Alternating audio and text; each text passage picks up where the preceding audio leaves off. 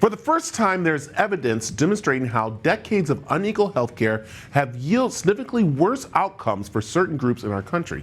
Well, research led by the Satcher Health Leadership Institute at Morehouse School of Medicine examines the cost of not just investing in medical care, but taking care of it. Here's the story.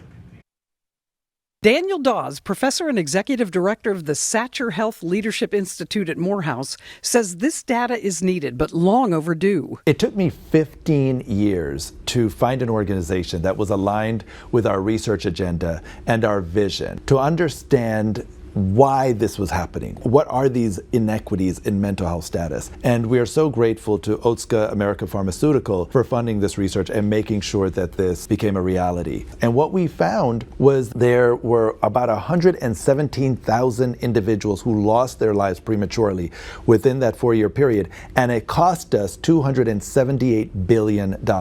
And that really is an underestimate. Professor Dawes also points to the groups that have been most forgotten in this conversation. What we found in our study is that there are significant numbers of Americans who are excluded in that data set.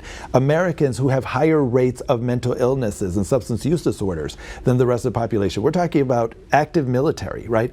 Incarcerated individuals, people living in nursing homes and assisted living facilities, as well as individuals in our foster care system. So, not only are we not getting the data prioritized around mental health, but then we're excluding groups of people.